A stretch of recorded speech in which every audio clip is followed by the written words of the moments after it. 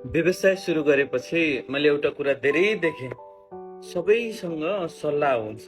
कसैले भन्छ यो व्यवसाय नगर, कसैले भन्छ यो क्षेत्रमा इन्भेस्ट नगर, यसमा भविष्य छैन, कसैले भन्छ यो राइट टाइम होइन, अहिले चाहिँ एक्सपान्ड गर्न नसोच, या फिर कसैले भन्छ बिजनेस किन गर्छौ, बिजनेसमा जोखिम किन लेख्छौ। अचम्मको कुरा के हो भने धेरै जसो सल्लाह दिने मानिसले चाहिँ तपाईँको जिम्मेवारी फेरि कहिले पनि बोक्दैन। यदि तपाईँ सफल हुनुभयो भने उनीहरूले भन्छन् मलाई पहिल्यै थाहा थियो तिमी सफल हुन्छौ।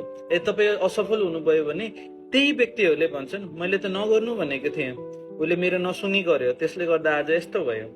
त्यसैले समयसँग मैले एउटा बानी बदले, म सबैको कुरा सुन्छु तर सबैको कुरा मान्दिनँ, किनकि ओपिनियन सबैसँग हुन्छ तर एक्सपिरियन्स सबैसँग हुँदैन। र सबैभन्दा महत्त्वपूर्ण कुरा कन्सिक्वेन्स तपाईँ आफूले नै भोग्नुपर्छ। त्यसैले निर्णय लिनु अघि सबैको आवाज पहिले सुन्नुहोस् अनि त्यस पछाडि आफ्नो जिम्मेवारी सम्झिनुहोस्, किनकि अन्तिममा या फिर अन्त्यमा भन्दा यो व्यवसाय तपाईँको हो, यो निर्णय तपाईँको हो।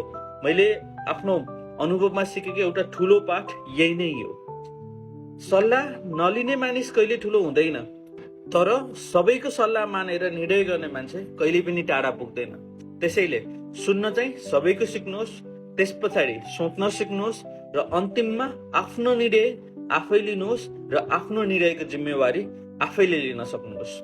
फलो गर्नुहोस्, यो डे 10 हो।